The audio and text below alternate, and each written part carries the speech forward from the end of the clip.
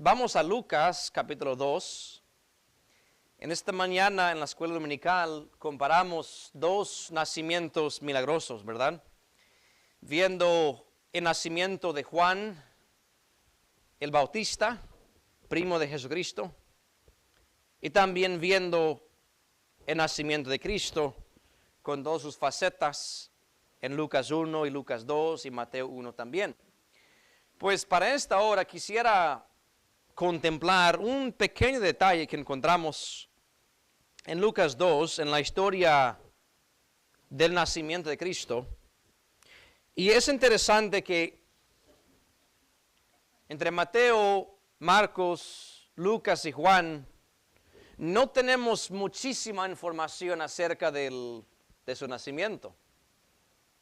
Tenemos un poquito aquí, un poquito allá, varias cosas insinuadas, pero uno tal vez pensaría que, ¿cómo es con su muerte? Capítulos enteros acerca de su muerte. Luego los apóstoles hablan de su muerte, pero y no es que la encarnación, el nacimiento de Cristo no sea importante, claro que lo es, porque no podría morir por nuestros pecados si antes no nace, ¿verdad? Así que es importante, pero Dios enfatiza la vida, la muerte y la resurrección y la segunda venida de Cristo en gran cantidad comparado con su nacimiento.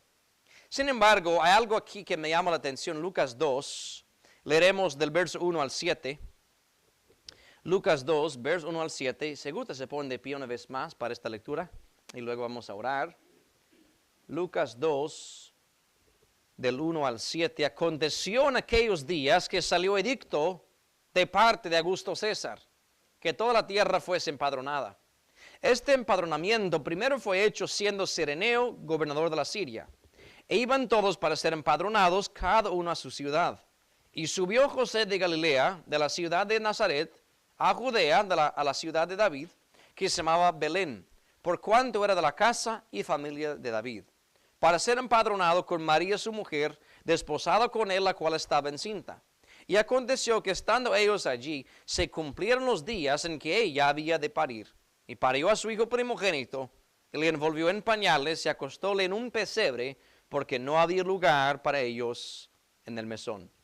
Oremos. Padre Celestial, qué gran evento es el nacimiento de Cristo, la encarnación de Dios. Por primera vez en la historia de la humanidad, Dios, el Espíritu, tomó forma corporal. Sin embargo, Señor, como leímos en la historia, viniste a un lugar muy humilde, en circunstancias no ideales. Y yo creo, Padre, que cada detalle de tu nacimiento, como de tu vida, tiene relevancia. Así que ayúdame, Señor, a hacer patente tu palabra esta mañana, que tú recibes toda la honra y la gloria. Y Padre, si hubiera alguien aquí que no te conoce como Salvador y Señor, que hoy día tengan esa certidumbre de ser salvo, perdonado y un día en camino para el cielo. Te rogamos, Padre, que bendigas tu palabra y la predicación de ella. En el nombre de Jesús te lo pedimos. Amén y amén. Pueden tomar asiento, mis hermanos. Muchas gracias. Versos 1 al 4 describen un poco del contexto bajo el cual Cristo nació. Leemos que este gobernante Augusto César había mandado que toda la tierra fuese empadronado, pues un censo. Y para eso uno debería ir a su lugar de origen. En cuanto a José, tendría que mudarse de Nazaret a la ciudad de David, que es Belén, para ser empadronado, para participar en este censo. De otra manera, no tendría por qué estar allí. Y sabemos que esto fue parte de la providencia de Dios para que Cristo naciera en Belén, porque había sido profetizado antemano. En Miqueas 5:2, de que de la ciudad de Belén nacería el que sería Señor en Israel, el mismo Mesías. Ahora, nosotros, cuando hacemos un viaje a otra ciudad, casi siempre antemano preparamos alojamiento, ¿verdad? Yo creo que muy atrevida la persona que dice, voy a dar un viaje sin saber dónde se va a quedar. Pues yo nunca lo he hecho. Yo no sé si alguien aquí lo ha hecho, pero sería muy difícil pensar así. Simplemente decir, bueno, voy a tal lugar y voy a esperar encontrar alojamiento. Y eso que hoy en día tenemos hoteles y mesones y todo eso. En ese entonces fueron muchos para Belén. Y estaba tan ocupada la ciudad de David que no encontraron dónde alojarse. Ahora bien, uno puede decir, bueno, que pasa la noche afuera, no le hace. Una noche, 2 noches, no le hace. María estaba embarazada. Estaba al punto de dar a luz. Ahora bien, las mujeres que han tenido hijos saben que lo incómodo que es al final. Tenemos una hermana ahora pasando por eso, ¿verdad? Con esos dolores de parto que ya se avecinan, ¿verdad? Y quiero que piensen en las circunstancias humildes en que Cristo nació. Ahí estaba José, estaba María buscando, tocando puertas de mesón a mesón, buscando tal vez algún albergue, a ver si encontraba dónde pasar la noche, para que esta mujer que ya estaba gimiendo de dolor podía dar a luz en un lugar cómodo. No en hospitales como tenemos hoy en día, era en la casa que uno daría a luz. Sin embargo, leemos en versículo 7 que ella parió a su hijo primogénito, le envolvió en pañales y le acostó en un pesebre. Un pesebre, mis hermanos, es una caja donde los animales comen. Se pone la comida de los animales y ahí comen. No es un lugar limpio para nada. Conste que María primeramente le envolvió en pañales y acostó al Hijo de Dios en ese lugar humilde. Pero la frase en que quiero enfocarme esta mañana es al mero final de verso 7. Porque no había lugar para ellos en el mesón.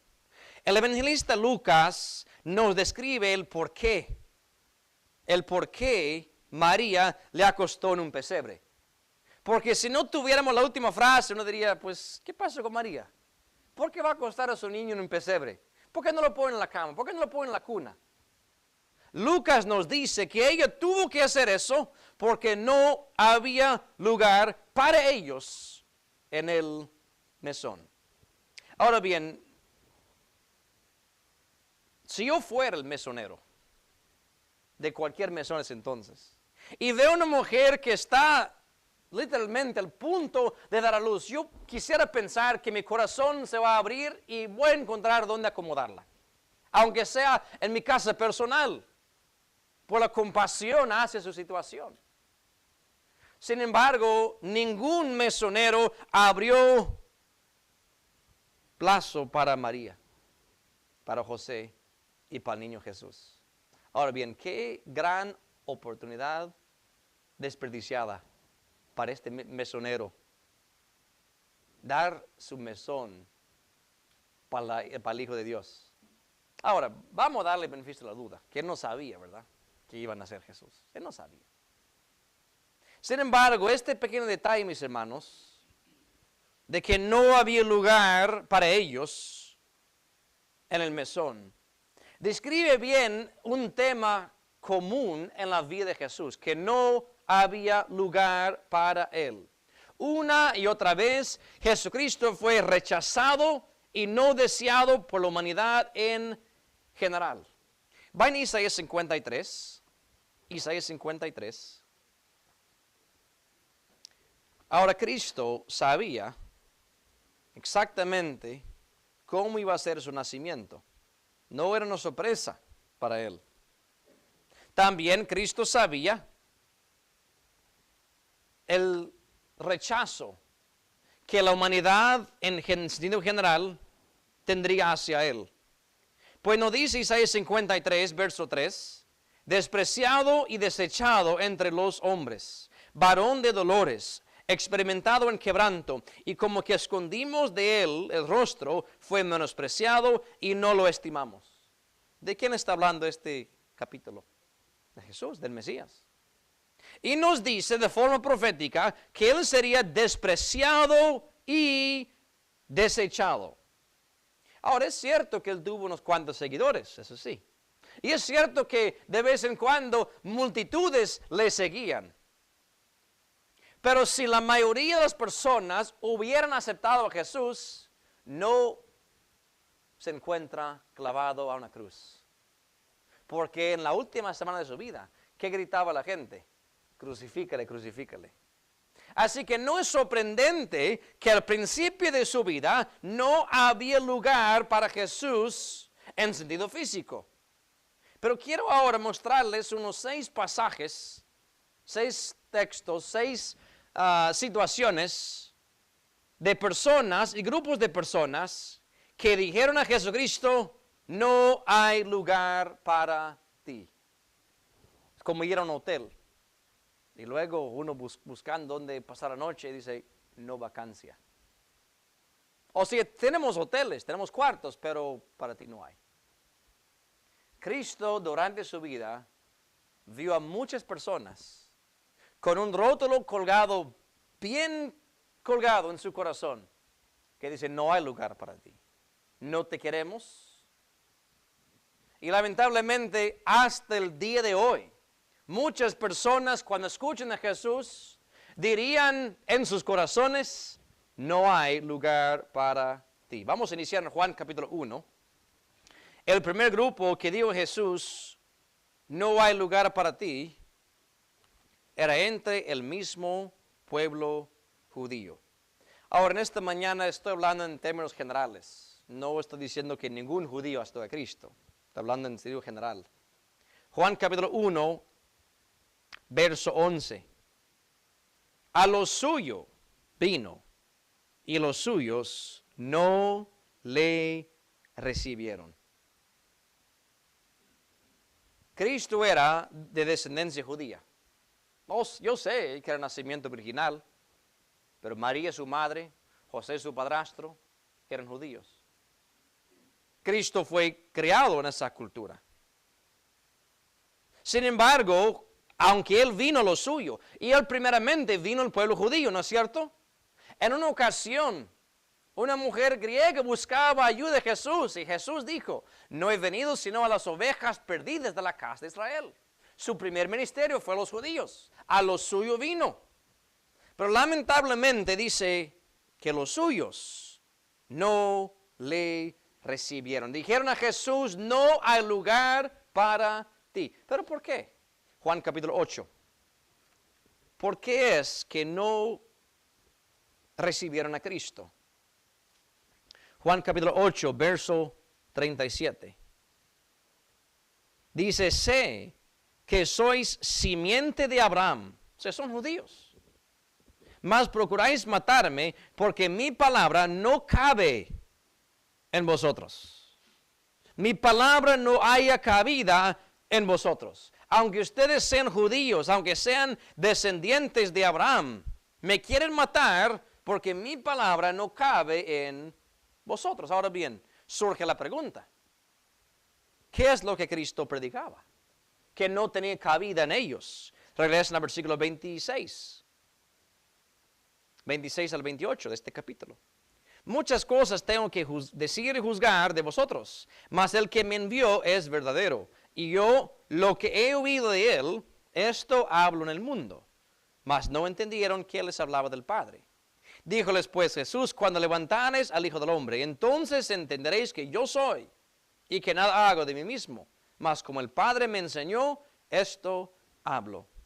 Jesús hace muy claro que lo que él hablaba era palabra de ¿quién? De Dios. Así dice, lo que el Padre me dijo que hablar, es lo que estoy hablando. Y esa palabra de Dios no tenía cabida en el corazón de los judíos. Y no es diferente hoy en día, mis hermanos. Hay personas que dicen a Jesús, no te quiero. No hay lugar para ti en mi vida, no hay lugar para ti en mi corazón, porque simplemente no aceptan la palabra de Dios como verdad. Cuando evangelizamos, testificamos y hablamos de Cristo a las personas, nos acercamos a ellos con la asunción de que ellos aceptan la Biblia como palabra de Dios. y bajo esa asunción les hablamos. Pero si ellos nos dicen, no acepto la Biblia, yo creo que es palabra de hombre, yo creo que es invento de hombre, ¿saben qué? Nunca podrán aceptar a Cristo con ese estado de incredulidad. Cristo dice, ustedes no me reciben porque mi palabra no haya cabida en vosotros. Así que si tú hablas con alguien de Cristo y su primer obstáculo es la autoridad de la palabra de Dios, honestamente, por demás es seguir hablándoles de otras cosas, sino primeramente aceptan la palabra de Dios, porque nunca aceptarán a Cristo si primeramente no aceptan la palabra de Dios. Le voy a mostrar, Juan capítulo 5. Jesús lo hace muy claro. La conexión entre la palabra de Dios y el Mesías. Juan capítulo 5. Leeremos verso 39 y luego vamos a bajar al 45. Verso 39. Escudriñad las Escrituras, porque a vosotros os parece que en ellas tenéis la vida eterna, y ellas son las que dan testimonio de mí. Génesis, Éxodo, Levítico, Número, Deuteronomio, hasta Malaquías, las Escrituras que los judíos tenían, ¿de quién testificaban? Sino del Mesías. Y Cristo lo hace muy claro, de mí testifican. Y si quieren tener la vida eterna, deben escudriñar y creer en lo que está escrito de mí. Bajan al verso 45. No penséis que yo os tengo de acusar delante del Padre. ¿A quién os acusa Moisés en que vosotros esperáis? Porque si vosotros creyeseis a Moisés, creeréis a mí, porque de mí escribió a él. Y si a sus escritos no creéis, ¿cómo creeréis a mis palabras? ¿Ya ven? Los que no aceptan las Escrituras como palabra divina, palabra inspirada y preservada, nunca van a abrir su corazón a Cristo. Siempre tendrán colgado en su corazón un rótulo que dice, no vacancia, no lugar para Cristo. Lucas 4, segundo grupo, que dijo a Jesús, no hay lugar para ti, eran los de Nazaret. Los de Nazaret. Leímos en la historia navideña que José subió de Nazaret a Belén, ¿verdad? O sea, él vivía y trabajaba en Nazaret. Y aunque Cristo nació en Belén, sabemos que fue a Egipto por un par de años y luego volvió ¿a dónde? A Nazaret, donde fue criado. Lucas 4, verso 16 al 29, y van a ver cómo los de Nazaret también rechazaron a su Mesías. Dice, vino a Nazaret, donde había sido criado, y entró conforme a su costumbre el día del sábado en la sinagoga, y se levantó a leer. Y le fue dado el libro del profeta Isaías, y como abrió el libro, halló el lugar donde estaba escrito, el Espíritu del Señor es sobre mí, por cuanto me ha ungido para dar buenas nuevas a los pobres, me ha enviado para sanar a los quebrantados de corazón, para pregonar a los cautivos libertad y a los ciegos vista, para poner en libertad a los quebrantados, para predicar el año agradable del Señor. Y enrollando el libro lo dio al ministro y sentóse. Y los ojos de todos en la sinagoga estaban fijos en él. Y comenzó a decirles, hoy se ha cumplido esta escritura en vuestros oídos. Y todos le daban testimonio y estaban maravillados de las palabras de gracia que salían de su boca y decían, ¿no es este el hijo de José? Y les dijo, sin duda me diréis este refrán, médico, cúrate a ti mismo. De tantas cosas que hemos oído haber sido hechas en Capernaum, haz también aquí en tu tierra. Y dijo, de cierto os digo que ningún profeta es acepto en su tierra. Mas en verdad os digo que muchas viudas había en Israel en los días de Elías, cuando el cielo fue cerrado por 3 años y 6 meses, que hubo una grande hambre en toda la tierra. Pero ninguna de ellas fue enviado a Elías, sino a Sarepta de Sidón, a una mujer viuda. Y muchos leprosos había en Israel en tiempo del profeta Eliseo, mas ninguno de ellos fue limpio, sino Naamán el sirio. Entonces todos en la sinagoga fueron llenos de ira, oyendo estas cosas. Y levantándose, le echaron fuera de la ciudad y le llevaron hasta la cumbre del monte, sobre el cual la ciudad de ellos estaba edificada para despeñarle. Jesús regresa a la sinagoga donde había asistido regularmente como niño. En verso 16. Donde había sido criado y como era su costumbre, su tradición y buena tradición, asistiendo a los cultos el día del sábado, como hacían los judíos. No solamente eso, él participaba en los cultos, levantándose a leer. Y la porción de la palabra de Dios que lee es del profeta Isaías, específicamente Isaías 61:1. Ahora bien, ¿cómo hacemos hoy en día? Su servidor, otro hermano, otra hermana, se levanta a leer la palabra de Dios. Pero ¿sabe lo que nosotros no hacemos? No leemos una porción de la Biblia y después decir, bueno, está hablando de mí. Es más, si quiero ser verdad, la única parte de la Biblia que me corresponde, que digo está hablando de mí, es cuando digo, por cuanto todos pecaron, están destituidos de la gloria de Dios. Ahí está hablando de mí. Cuando leo que Cristo murió por nuestros pecados, está hablando de mí.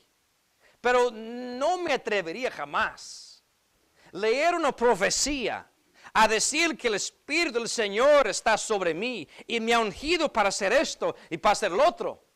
No.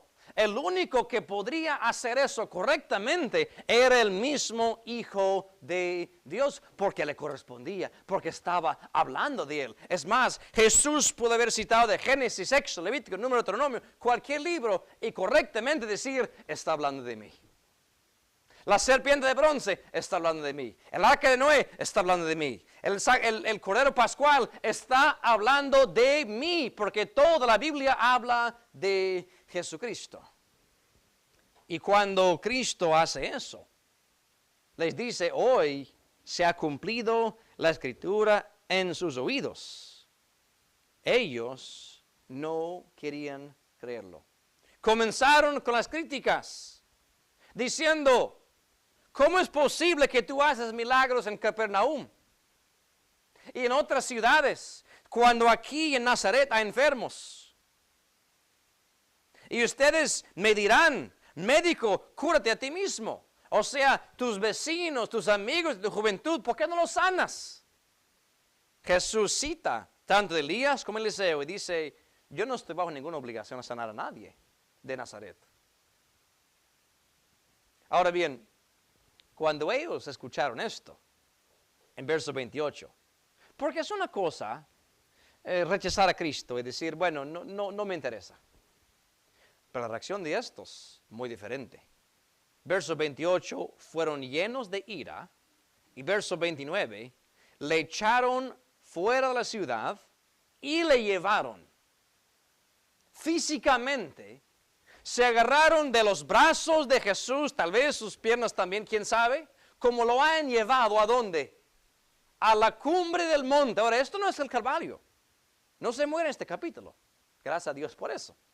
Todavía hay mucho que hacer. Pero le llevan a la cumbre del monte con el fin de ¿qué? Despeñarle.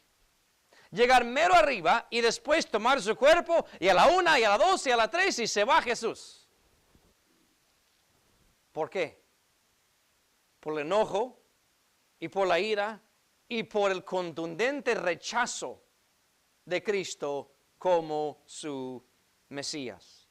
Pero ¿qué era que provocó ese rechazo? Su familiaridad con Jesús. Miren lo que dice en versículo 22 al final. ¿No es este el hijo de José? Conocemos a este muchacho. Lo vimos como niño corriendo por las calles. Lo vimos crecer. Lo vimos como adolescente. Lo hemos visto en trabajo. Trabaja como carpintero, como José. Lo conocemos. A su familia también. Y debido a su familiaridad con Jesucristo, no podían aceptarle como su Mesías. ¿Sabe? Aún hoy en día hay personas que dicen a Cristo, no hay lugar para ti.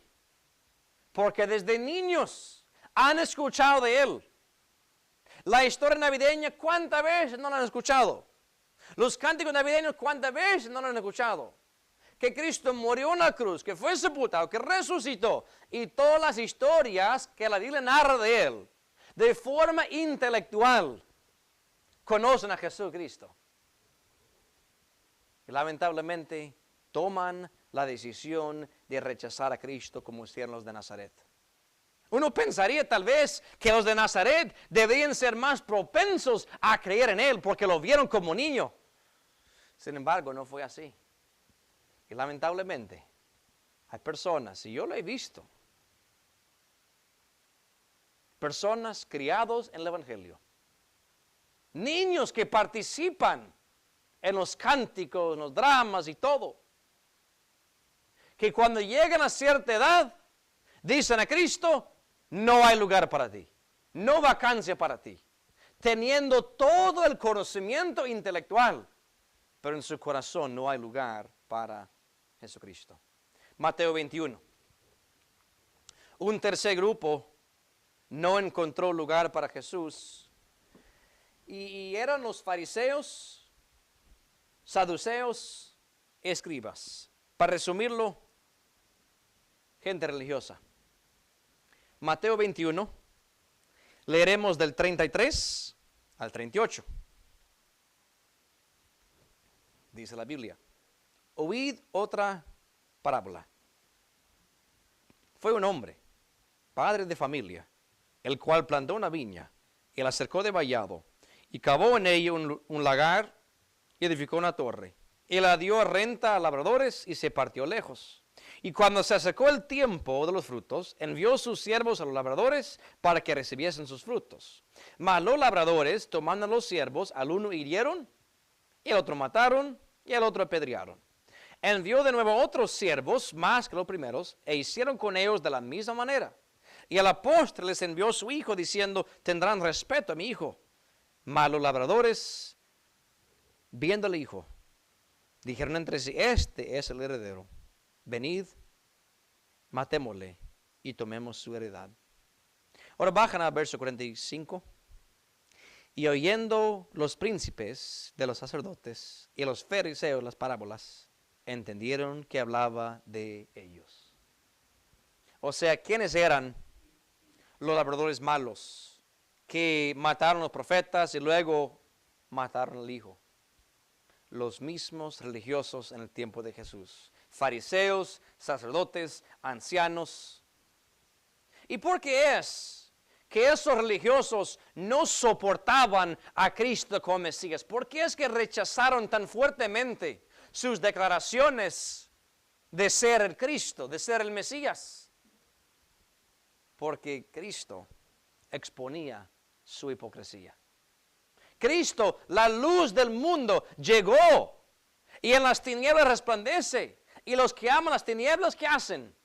Se van de la luz o tratan de tapar la luz. En Juan capítulo 3, 19 y 20, así nos dice que los malos siempre aborrecen la luz.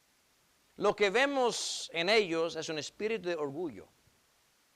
No podían aceptar a Cristo por su soberbia. Su soberbia los impedía de venir a Jesucristo. Vayan a Lucas 18 y lo van a ver. Lo que pasa con ellos es que se creían superiores a los demás, porque tenían un papel en la sinagoga, porque eran gente admirada por los demás, tenían conocimiento de la palabra de Dios. Y en vez de ser para su bien, era para su destrucción. En Lucas 18, miren esto, 11 al 14. El fariseo en pie oraba consigo de esta manera: Dios, te doy gracias que no soy como los otros hombres, ladrones, injustos, adúlteros, ni aun como este publicano. Ayuno 2 veces a la semana, doy diezmos de todo lo que poseo. Mas el publicano, estando lejos, no quería ni aun alzar los ojos al cielo, sino que hería su pecho diciendo: Dios, sé propicio a mi pecador. Os digo que éste descendió a su casa justificado antes que el otro, porque cualquiera que se ensalza será humillado, y el que se humilla será ensalzado. Lo que el fariseo hacía de orar, de dar, de diezmar, de ayunar, no era malo. No era malo. El problema con él es que esas actividades espirituales que él hacía, lo hacían sentir superior a los demás. Y en esta oración falsa que él hace, da gracias a Dios que él no hace lo que los demás hombres hacen. O sea, su propia soberbia le impidió de ser un hombre justificado. Cristo hace muy claro. Cualquiera que se ensalza, cualquiera que se enorgullece, no será justificado. Mas el que se humilla será justificado. Así que otro grupo de personas, quienes no van a recibir a Cristo, son los que son demasiados soberbios para conmoverse con pecadores. Hay personas hoy en día, tú les hablas de Cristo, que Cristo murió por tus pecados. Espérate, ¿me estás llamando pecador? Bueno, se lo quieres tomar personal, pero no viene de mí, viene de Dios. Es más, no te estoy llamando pecador sin antes llamarme a mí pecador también. Todos estamos en la misma situación. Nacido en pecados y muertos en pecados y delitos. Y solamente uno que actúa con soberbia diría a Cristo: no te quiero, no hay lugar para ti en mi corazón porque no te necesito. Creo que mis buenas obras son suficientes para yo obtener la vida eterna. Lamentablemente un día se van a dar cuenta que están muy, muy equivocados.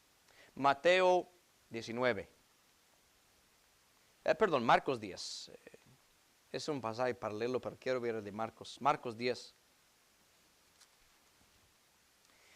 Y vamos a leer desde el 17 al 25.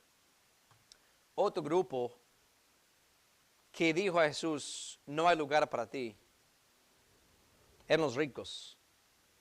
Los ricos. Y no ricos en fe, sino ricos en posesiones. Marcos 10, verso 17. Y saliendo él para ir su camino, vino uno corriendo, hincando la rodilla delante de él, y preguntó: Maestro bueno, ¿qué haré para poseer la vida eterna? Y Jesús le dijo: ¿por qué me dices bueno? Ninguno hay bueno sino solo uno, Dios. Los mandamientos sabes: no adulterarás, no matéis, no hurtéis, no digas falso testimonio, no defraudéis, honra a tu padre y a tu madre. Él entonces respondiendo le dijo: Maestro, todo esto he guardado desde mi mocedad. Entonces Jesús mirándole amóle y díjole: una cosa te falta, ve, vende todo lo que tienes y da a los pobres, y tendrás tesoro en el cielo, y ven, sígueme, tomando tu cruz. Mas él, entristecido por esta palabra, se fue triste porque tenía muchas posesiones. Entonces Jesús, mirando alrededor, dice a sus discípulos: cuán difícilmente entrarán en el reino de Dios los que tienen riquezas. Y los discípulos se espantaron de sus palabras. Mas Jesús respondiendo les dijo, volvió a decir: hijos, cuán difícil es entrar en el reino de Dios los que confían en las riquezas. Más fácil es pasar un camello por el ojo de una aguja que el rico entrar en el reino de Dios. Este joven que viene a Jesús preguntando cómo tener la vida eterna, hace muy claro lo que era su impedimento. Sí, guardaba ciertos mandamientos. Jesucristo menciona adulterio, matar, hurtar, falso testimonio, honrar padre y madre. Dice él: lo he hecho. Pero es interesante que Jesucristo no le habló de que no tendrás dioses ajenos delante de mí. ¿Sabe por qué? Jesucristo bien sabía lo que era su problema y lo expone. Porque Cristo le manda a él a tomar sus posesiones, las cuales consideraba como un Dios, como prioridad en su vida, y vender todo para dar a los pobres. Y si realmente amaba a Dios antes que sus posesiones, lo haría. Tristemente, el joven, verso 22, se fue de allí, porque tenía muchas posesiones. Jesucristo resume diciendo que es difícil entrar en el reino de Dios los que tienen riquezas. Ahora bien, Él hace muy claro qué clase de ricos no van a entrar en el reino de Dios. Porque no porque usted tiene dinero, usted no va al cielo. No es así. Es más, varios hombres en la Biblia eran ricos, tanto el Antiguo como el Nuevo Testamento. Pero miren cómo dice en verso 24. cuán difícil es entrar en el reino de Dios los que confían en las riquezas. Ahí está el problema. Confiar en las riquezas. Pensar que por mis riquezas no necesito siquiera de Dios. Las riquezas proveen una falsa seguridad. Uno cree que el dinero puede responder a todo. Y en cuanto a posesiones, sí puede responder. Incluso si uno está enfermo, con dinero consigue buen tratamiento médico. Pero ¿sabe una cosa que nunca jamás obtendrá con dinero? Justificación ante Dios. El perdón de pecados ante Dios. Dios es un juez justo que no puede ser sobornado. No le puede ofrecer dinero para que Él pase por alto tus pecados. Es más, dice en Pedro, no fuimos redimidos con cosas corruptibles como oro y plata, sino con ¿qué? La sangre preciosa del Hijo de Dios, del Cordero de Dios. Punto es, la triste realidad en el tiempo de Jesús como el día de hoy. Generalmente hablando, los ricos rechazan a Cristo Jesús. Yo pienso en todos los creyentes que he conocido en mi vida. Sí, uno que otro que está algo pistudo, pero la mayoría no. La mayoría no. La mayoría somos gente común y corriente. No dueños de grandes empresas. No en la lista de los más ricos del mundo. ¿Por qué? Porque es difícil para un rico poner a un lado sus riquezas para aceptar a Cristo Jesús, porque cree que el dinero lo resuelve todo. Ahora, otro grupo, Lucas 8, otro grupo que rechazó a Jesús y dijo a Jesús, no hay lugar para ti. Y esta historia es muy triste. Lucas 8. No vamos a leer todo el pasaje, pero Cristo llega a la tierra de los Gadarenos y encuentra un hombre endemoniado. Un hombre que vivía en un cementerio, que se cortaba, que daba voces, que tenía una fuerza tremenda, que rompía cadenas y todo, una plaga para la sociedad. La gente lo dejaba tranquilo porque ni querían pasar por ahí, porque era un hombre feroz. Cristo, cuando llega a su tierra, lo encuentra, expulsa al demonio, y ahora el hombre está totalmente cambiado. Antes andaba desnudo y gritando y cortándose y todo. Un hombre totalmente salvaje. Y ahora estaba vestido y en su juicio cabal, sentado a los pies de Jesús. Ahora bien, si tú fueras un ciudadano de ese entonces, y tú supieras de un hombre que era demente antes, y ahora que ha sido cambiado, el primer pensamiento es que tú vas a preguntar, ¿cómo es que pasó esto? Y si alguien tiene más poder que aquel endemoniado, yo quiero que se quede aquí en mi ciudad para hacer reformas, para mejorar mi ciudad. Sin embargo, Lucas 8, 33 al 37, dice, salidos los demonios del hombre, entraron los puercos, y el hato se arrojó de un despeñadero en el lago y ahogóse. Y los pastores, como vieron lo que había acontecido, huyeron, y yendo dieron aviso en la ciudad y por las heredades. Y salieron a ver lo que había acontecido, y vinieron a Jesús, y hallaron sentado al hombre de quien había salido los demonios, vestido, y en su juicio a los pies de Jesús, y tuvieron miedo. Y les contaron los que lo habían visto, cómo había sido salvado aquel endemoniado. Entonces toda la multitud de la tierra de los gadarenos alrededor le rogaron que se fuese de ellos, porque tenían gran temor. Y él, subiendo en el barco, se volvió. Wow. Los ciudadanos de Gadara, al ver la gran transformación de ese endemoniado, una buena transformación además, no una mala, una buena transformación, se acercan a Jesús luego de enterarse exactamente lo que pasó y le dicen a Jesús, vete de aquí. Como dijimos al principio, no vacancia para ti en nuestra tierra. No te queremos por aquí más. Váyase de aquí. ¿Por qué? ¿Por qué echar fuera a Jesús de su ciudad cuando Jesús hizo un bien?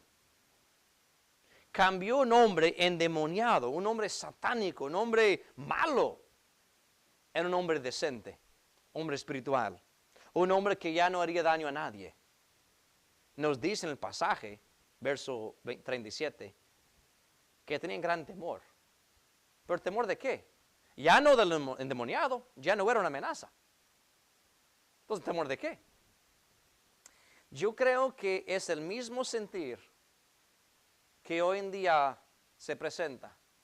Cuando alguien que ha tenido muy mal pasado, que haya sido quién sabe, un asesinato, que haya sido un ladrón, que haya sido un borracho, que haya sido algún vicioso, y se convierte a Cristo y su vida cambia totalmente. Ya no es el mismo hombre, ya no es la misma mujer que antes era. Antes era aquel hombre endemoniado que andaba como no tienes idea. Y ahora es un hombre decente, un hombre cuerdo, un hombre espiritual, un hombre que a Dios le agrada. Y hay quienes dicen, bueno, si convertirse a Cristo ocasiona eso, no abrazo ese cambio. Estoy cómodo en mis pecados todavía. Estoy cómodo en mis vicios todavía. Porque seguramente, como ese hombre endemoniado en Gadara, había otros también. Tal vez no manifestaban el poder satánico en su vida a través de la desnudez y esas cosas. Pero otras formas sí. Y punto es que estaban tan cómodos con sus pecados que no quieren experimentar esa conversión, que dicen a Jesús, no gracias, no hay lugar para ti.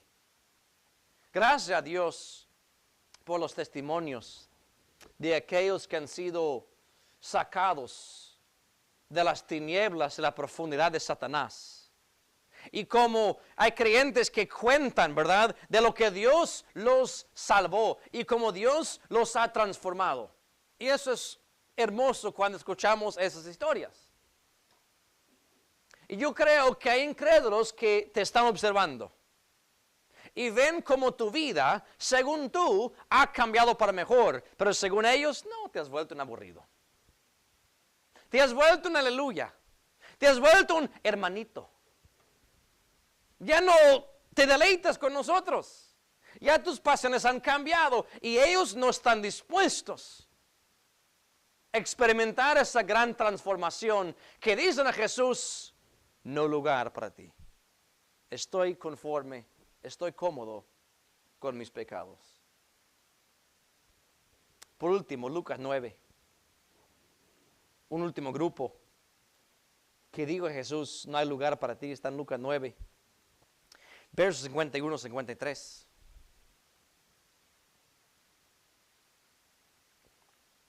Dice la Biblia. Y aconteció que, como se cumplió el tiempo en que había de ser recibido arriba, él afirmó su rostro para ir a Jerusalén. Y envió mensajeros delante de sí, los cuales fueron y entraron en la ciudad de los samaritanos para prevenirle.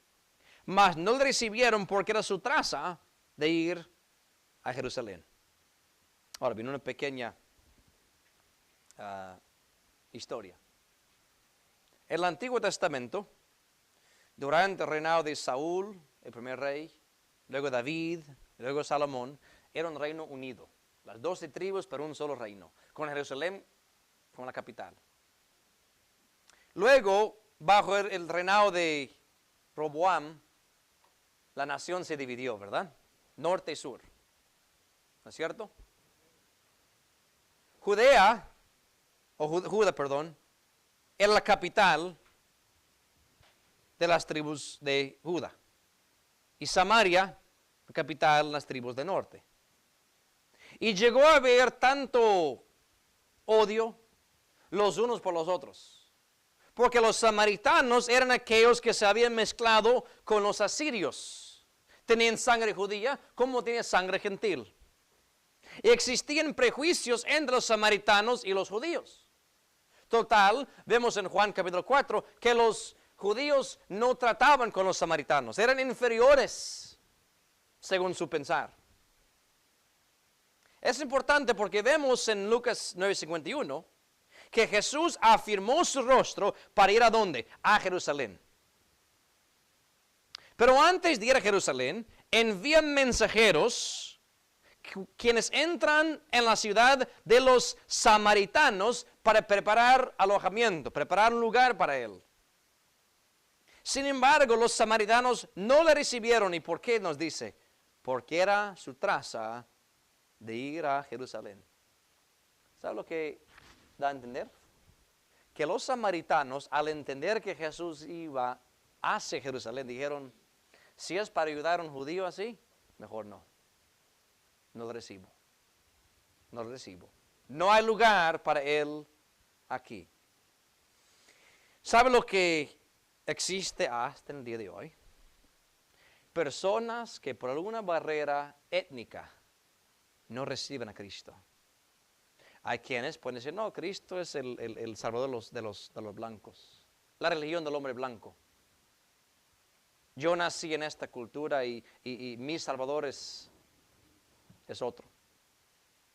Hechos 4:12 dice que no hay otro nombre bajo el cielo dado a los hombres en que podamos ser salvos. Debo decir, Cristo es salvador del hombre blanco, hombre moreno, hombre asiático, hombre europeo, el hombre latino, las mujeres también, y digamos, Cristo es salvador de todo el mundo. Y solo un necio diría, bueno, es salvador es Dios de otra religión, pero no del grupo étnico mío. Que pocos saben que Dios te creó a ti, te hizo nacer donde tú naciste, en la cultura en la cual tú fuiste criada. Y aún así, Cristo el Mesías ha venido para ser el Salvador tuyo y el Salvador mío. No dejemos que ningún obstáculo, ninguna barrera étnica nos impide venir a los pies de Cristo Jesús. Último pasaje, Apocalipsis 3. Estamos viendo varias personas y varios grupos quienes durante la vida de Jesús dijeron a Jesús en un momento dado, no hay lugar para ti. Aquí con nosotros, en nuestra ciudad, en nuestro pueblo, en nuestra casa, no hay lugar para ti. Y uno diría tal vez, bueno, yo estoy en la iglesia, pastor. Yo estoy diciéndole a Cristo que hay lugar para Él en mi vida. Por eso estoy invirtiendo mi tiempo en la casa de Dios. Pero miren esto en Apocalipsis 3, verso 20. Y deben saber que en Apocalipsis 2 y 3 hay 7 cartas escritas. ¿A quiénes? 7 iglesias. No 7 discotecas, 7 iglesias. O sea, personas que profesan amar y conocer a Cristo y a Dios. Sin embargo, a la iglesia de Laodicea, Apocalipsis 3, verso 20 dice, he aquí, yo estoy a la puerta y llamo. Si alguno oyere mi voz y abriere la puerta, entraré a él y cenaré con él y él conmigo. Yo sé que a veces utilizamos esta frase como invitación al pecador. De Cristo está a la puerta llamando. Pero para ser específicos, el contexto aquí está escrito a una iglesia. Y en vez de Cristo ser la cabeza de la iglesia, el centro de atención, el que recibe toda la gloria y la honra, ¿dónde está Él? Está afuera. Está al otro lado de la puerta. Por eso Él dice, estoy a la puerta y llamo y toco. Y si alguno me abre la puerta, yo voy a entrar a Él y voy a cenar con Él y Él conmigo. O sea, Cristo está haciendo la invitación. Cristo está haciendo la diligencia para llegar a tu vida, a tener compañerismo contigo. Y qué triste pensar que en esta iglesia ni se daban cuenta que Jesús no estaba con ellos. Me pregunto, ¿sería posible vivir toda una vida pensando que tú has hecho lugar para Cristo y la verdad Él está afuera, todavía tocando la puerta? Hay un canto que cantamos, bueno, lo cantamos ahorita. Tú dejaste tu trono y corona por mí, al venir a Belén a nacer. Mas a ti no fue dado lugar en el mesón, sino en pesebre te hicieron nacer. El coro, aunque no está en el escenario, dice lo siguiente. Ven a mi corazón, oh Cristo, porque en él hay lugar para ti. ¿Sabe? Si tú haces lugar para Cristo en esta vida, Él prometió en Juan 14, 1 al 3, de preparar lugar para ti. Voy a la casa de mi Padre y voy a prepararles, ¿qué? Lugar. Pero ese lugar que Él prepara solamente es para los que han preparado lugar para Él durante esta vida. No estamos hablando de una cirugía donde te hacen un huequito para poner una estatua de Jesús en tu corazón. En sentido espiritual, abrir tu corazón, creer en tu corazón, confesar con tu boca que Jesús es el Señor y recibir con toda fe que Cristo murió por tus pecados, que fue sepultado y resucitó al tercer día. Esa es la importancia de la encarnación. Cristo no nació, mis hermanos, para que tuviéramos un día de celebración, un día feriado, regalos, comidas. No. Cristo vino para salvar a su pueblo de sus pecados. Y esas buenas nuevas son para todo el mundo. Cristo, el Salvador, ha nacido. Sería muy triste pasar por este tiempo de Navidad sin entender el propósito verdadero de la Navidad. Cristo murió y vino por ti. Y Él vino por mí. Te ruego con todo el corazón, si usted no conoce a Cristo como Salvador, que este año 2024 y esta Navidad en 2024 sea de victoria, que sea de triunfo, que sea de perdón de pecados que usted encuentra en Cristo Jesús. Vamos a orar. Padre Celestial, gracias por lo que tu palabra nos enseña. Y cada detalle en tu palabra tiene relevancia. Vimos que en tu humilde nacimiento, ni una cuna, ni una cama decente tuviste, sino un pesebre te hicieron nacer. Vimos que no había lugar para ti en el mesón. Y ese tema redunda por toda tu vida. Diferentes grupos de personas que te dijeron, no hay lugar para ti. Aquí no vacancia. Y es lo mismo que vemos hoy en día. Personas que al escuchar de Jesús dicen, no gracias, no me interesa. Nos hace sentir tristes, Padre, pero cuánto más a ti, que tú viniste a esta tierra a morir por ellos. Oh Señor, abre el corazón de cada uno para que pueda recibirte como Señor y Salvador y tener la garantía de que un día pasará de este mundo a la presencia del Señor. Qué triste sería celebrar año tras año la Navidad con todas las tradiciones y obviar completamente el propósito verdadero de tu encarnación. Oh Padre, haga la obra que ningún hombre puede hacer, convenciendo los corazones de Cristo Jesús como Salvador. Los que ya somos salvos, Padre, estamos sumamente agradecidos por esa noche en que tú naciste, al mundo vil al cual viniste, el desprecio, el desecho de los hombres que te mostraron, pero lo hiciste de buena voluntad para salvar un pueblo. Y por eso, Padre, estamos eternamente agradecidos. Haz que nuestro agradecimiento redunde, Señor, en actividad y obediencia a tu santa palabra.